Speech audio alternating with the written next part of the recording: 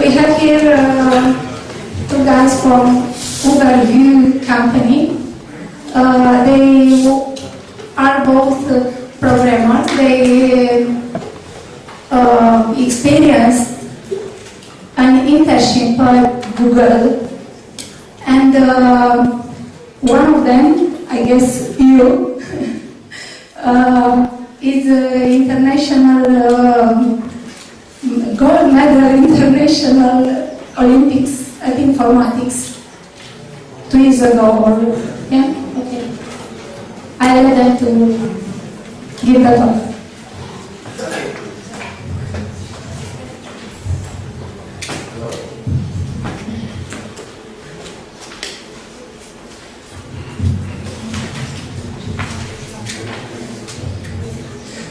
First of all, hello to everyone, and for all those of you who have arrived late, good. I'd like to welcome you to OpenAgile Romania. Before I start our presentation, I want to introduce myself. My name is Mihnea, Giurgea, and this is my colleague Mircea Pasoi, as you've probably heard during boys at Overview. So let's see what we're going to be talking about today. Now, our presentation is going to be about Scrum and startups. And before I go into it, I'd like to give you some meta information about it. First of all, we're going to try to do this a little bit more interactive. So what I mean by that is we're going to be asking a couple of questions, and hopefully we're going to be able to answer them alongside you. So at any point, at any time, if you have a question on clarities, if you want to add something, if you just want to talk, raise your hand, we'd be glad to give you a comment from you. So we're going to be asking two major questions and trying to answer them. First of all, what exactly is a startup? And second, why Scrum, and how does it help with a startup? What does it have to do with it? Okay, so first question: what exactly is a startup? So just to get you all guys, rounded up, let's see if I can get some answers from anyone. What exactly is a startup? Can you give me a definition? There's that look on your face. Oh, I know this one. I know this one. No one wants to raise your hand. It's not a hard one. Small team, big ideas. Okay, a small team, big ideas. I think that's about accurate. The way we see it, a startup is more than just a company that starts up. So as you just said, we need an idea, right? And it's based on a vision. That's how we call it, and it has to be somewhat, a big vision in order to succeed. Because otherwise you're not going to be doing anything. So let me talk to you a little bit about how we're used to do something in our lives, how we're used to producing, to iterating, to solving a problem. In our real life situation, from day to day to big stuff, where we have a problem given in front of us with which we can interact, we can look at it, we can explore it, and we have to come up with a solution. And this happens every day. It happens when you wake up and you find out you don't have anything to eat. This is a problem. When you get to launch a new feature, find a bug in your code. These are problems that are laid down before you, and what you have to do is look at them, study them, and come up with a solution. But when it comes to the big ideas and to innovative ideas, things don't work like that. As a matter of fact, they work the other way around, because they have to solve an unknown problem with an unknown solution. Basically, all the big ideas, most of the big step forward ideas that startups and other people have come up with, they were solving problems people did not know they had. For example, we've got the classic Ford example. Now, this guy came up with the idea of the car when no one was thinking of it, and people just wanted a faster horse. No one thought of that they had a problem in this department. And there are more examples where those came from. There's the microwave oven. No one wanted a different type of oven, but someone figured out there's a technological opportunity and they seized it. And this is an example everyone I think will love. It's the Google search engine, right? Because one of the major criticisms that these guys came against was, okay, so I'm going to use your site, do a couple of searches, find whatever I need, I'm just going to bookmark them afterwards. So why would I ever use your site again? So this is the problem with these big ideas, because people are kind of conservative by nature, and when you're trying to solve for them a problem they were not aware they had, it tends to be aggressive. Because think of it, it's a little bit like someone saying, take a look at this product, it's going to be good for you, although at that moment, you were not aware you had a problem, you were not aware you needed that product. So, what all these guys had in common, and there's a lot of other examples I can give you, for example, internet and cell phones. Everyone at first was a little bit skeptical, oh, why should I use a cell phone, why should I spend so much money on something I don't need because my life is good as it is. But I think we can all agree to the fact that as it stands now, we're all pretty much addicted to cell phones and internet. So what they had in common was the fact that they nailed it from the beginning. You know, they got it right.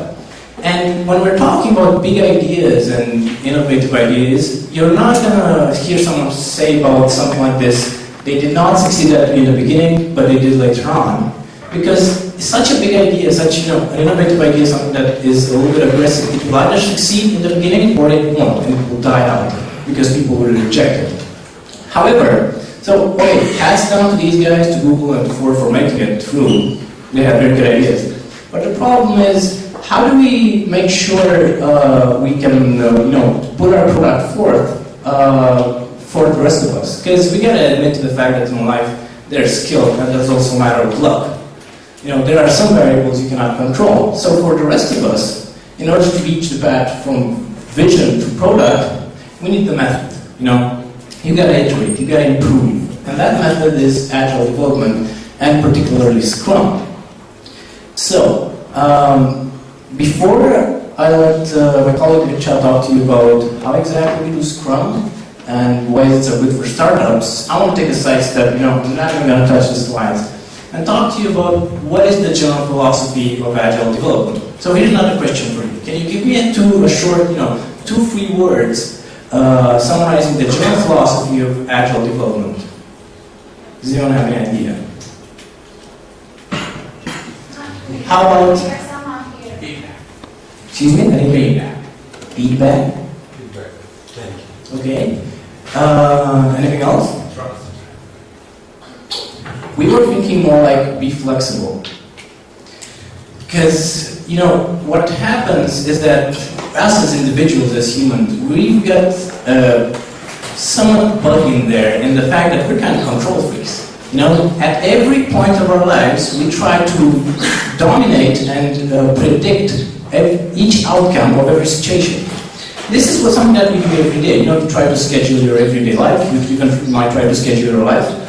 But the problem is that such an approach in which you want to be in control, in which you want to know every outcome, tends to fail, especially in development. And why does that happen? Well, first of all, because when you handle a complex and large problem, which you will handle if you're doing development, you will come up with unforeseen problems, things you could not have anticipated.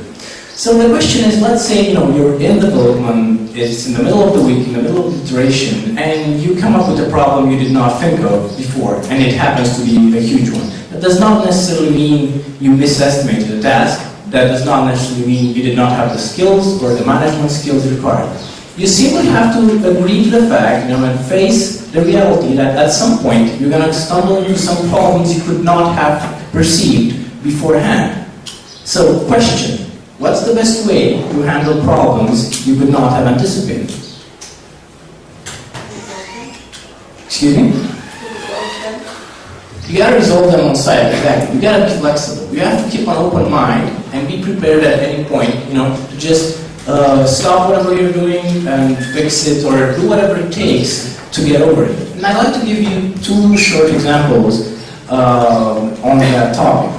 Okay, let's say you're in the middle of the day, on the days ends around 4 p.m. and you've got a bunch of code in front of you, and there's a bug somewhere. Something is not missing, something is not working. And you've been hacking away at it, you can't find it, you've been spending your last hour trying to find that bug. Question is, what do you do? What do you do after you've spent 1 hour and you're clearly helpless against the problem because you can't see it? You've got some sort of mental anchor, that's what I like to call it, something that keeps you from seeing the problem. What do you do? Go home. Yeah, so here's 2 solutions. The first one is discuss with your team, ask someone else to help you with it, bring a fresh point of view into the problem, or just go home, take a pause from it. Walk or stand up, think of something else for a little bit. And maybe, hopefully, when you come back, you might be able to help to solve it. You can try to do your code and follow the next step from there. Yeah. So the bottom line is try to be flexible, and by doing agile development, you increase your chances of not stumbling into this mental anchors which hold you back. And I'd like to give you another example that we at Review stumbled upon these last few weeks. This is to demonstrate why exactly it's so important to be flexible. So we were somewhere, at the beginning of the week, and we were trying to launch some features, and at the same time fix a small problem that we had with our database. And what was a small problem, what we thought was a small problem, we had no idea, was actually a huge one. Because we were using some code that was not ours, and that was kind of buggy, and we were using something that we were not meant to use. Anyway, so after spending a few days trying to fix it and trying to reconfigure, tune with it, obviously not working, the great decision was taken, and we said, everyone stop whatever you're doing, let's just join efforts, put our minds together and try to solve the problem, which we did. We all pitched in, we managed to solve the problem, and then we came back. So what I'm trying to say here is that it's very important to keep an open mind and try to be as flexible as possible, because it pays back, it pays a lot, especially in programming. So I'm going to let Mircea talk to you about how we do integration in Giurgea. Hello, my name is Mircea Pasoi, and I'm going to talk to you about how exactly we implement Scrum and how we do agile development at the Giurgea. So first of all, let's talk about the team.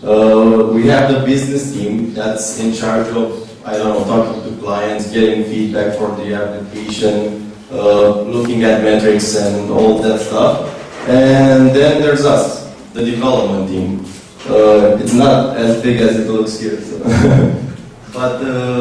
So our job is to iterate quickly and basically make a new version of the product each time.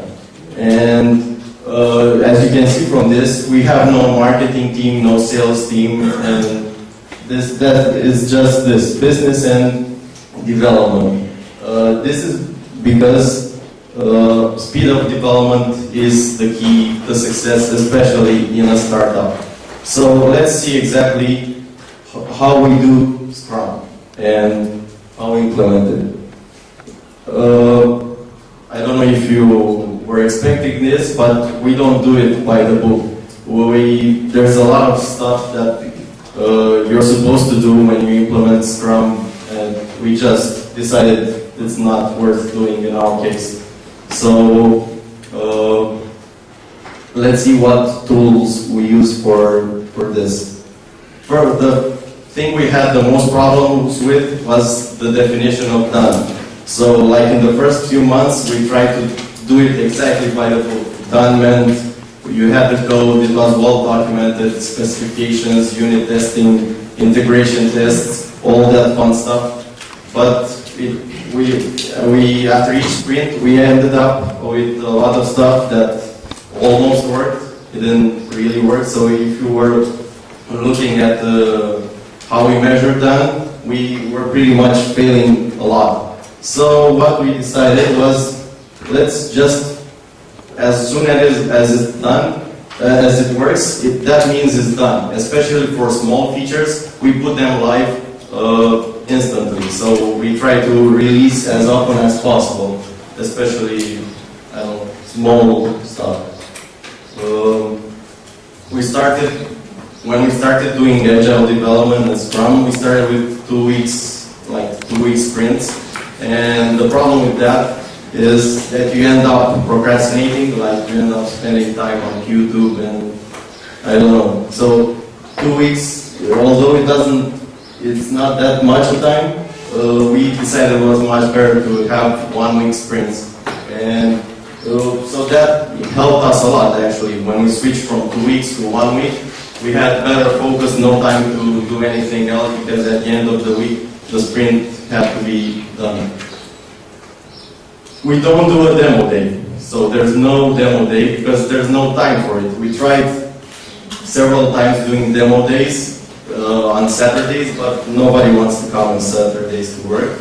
So since we just, like, when it's done, it's live, you can just test it there.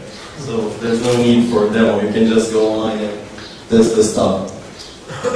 So each Monday at 6 or no, in the morning, we have a sprint meeting in which we decide what we do for that sprint, which means what tasks, estimates for the tasks, and all the general sprint goal. The problem we're still having now is with estimates, but the thing with Scrum is that it helps you improve your estimates each time you iterate. So we're getting much better at estimating how much time we'll spend on a feature and how long it will take. Each day we do a daily Scrum meeting, which is around 6 p.m. It's usually 15 or 30 minutes, and we usually stand up and talk about what's the progress and how everything works. A key component here is that everyone must participate. We have people that work in London, we have people that work from home. It doesn't matter. You must be online at 6, where you can use Skype, and you need to attend this daily Scrum meeting. It's very important to see how everything is going. So what tools do we use for project management? We tried, I don't know, 5, 6 different tools at least. We tried simple approaches like just an Excel file or a wiki. We tried a lot of stuff, but the thing we found to be the most useful is Pivotal Tracker. It's a website, it's an online project management tool, and it's pretty well designed for Scrum. So this is how it looks like. You have several screens. You can see the backlog, task you're working on, and it also has some charts which aren't available here. So like the burn-down chart is it generates it automatically, and it's pretty useful. Okay, so let's wrap it up. How exactly do we do Scrum? There's the business team that maintains the backlog. We use Pivotal Tracker to move tasks from the backlog in the sprint log, and we do 1-week sprints each Monday, and sprint meetings each Monday. Then there's the daily Scrum meeting where everyone must participate, and that's the basic flow of the iteration. But in the end, I think what we found to be most important is that it's all about culture. I mean, Scrum is just a framework, and just like any other framework, it works only if you stick to it. So that was our most important lesson to this. Any questions?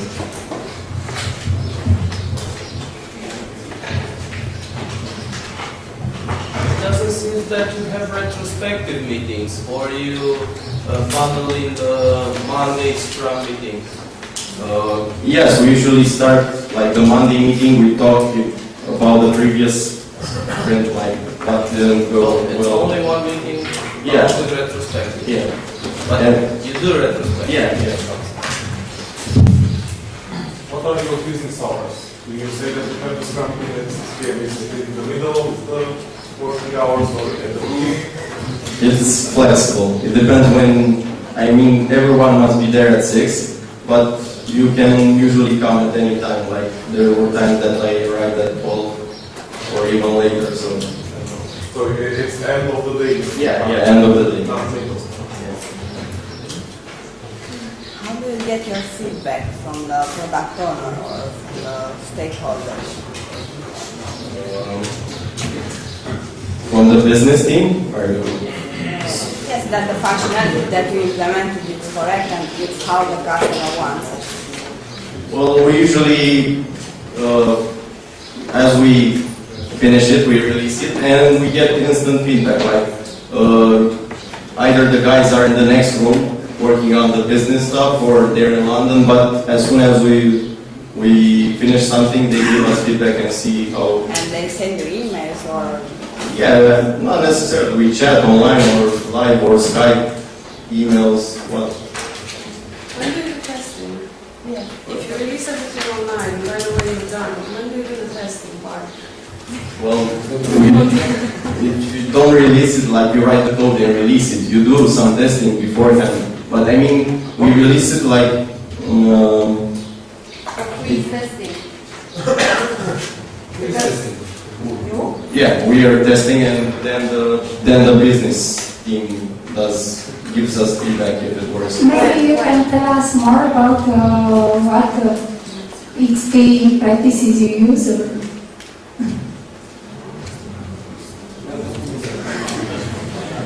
I don't know, pair programming or...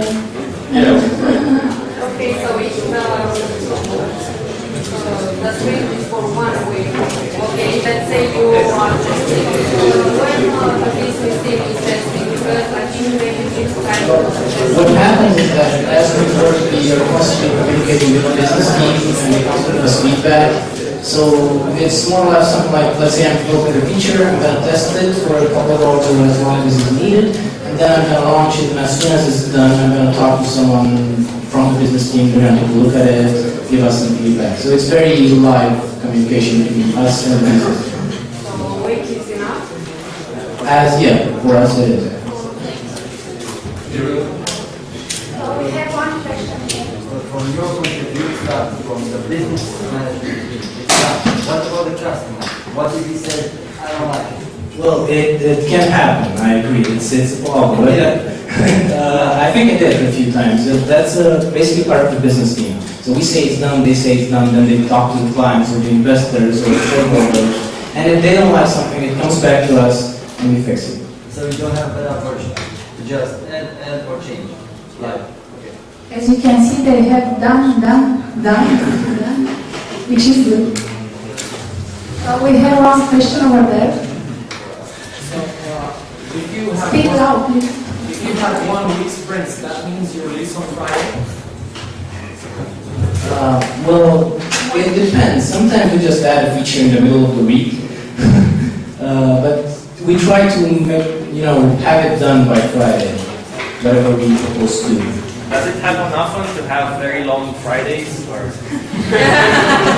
Touché. Unfortunately, yes, it does.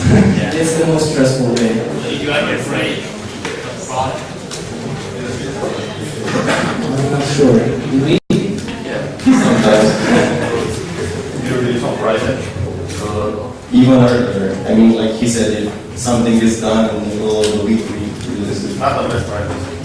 Release on Friday to drop the bomb. Yeah. Figure that out. How long have you guys been working on this project? 8 months. There was something I want to add to what Corey said about Scrum, because it's a problem we face, what he said, because you continue adding features and at some point you got to refactor. And what we sometimes do is we actually add a task that says we refactor this, because it's needed. Anyone? Other questions? Please. What happens when we have bug after you release the product? A bug?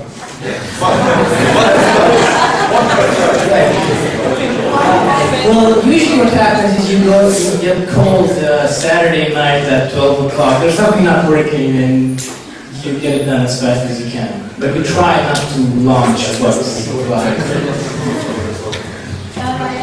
Yeah, I have one remark. The process you're describing is actually much more closer to pure team programming and not so close to Scrum. I don't do team programming because it's much more closer.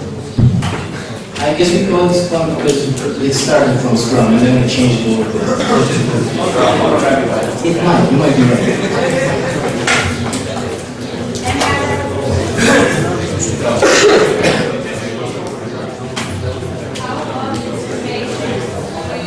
Sorry, I didn't hear you.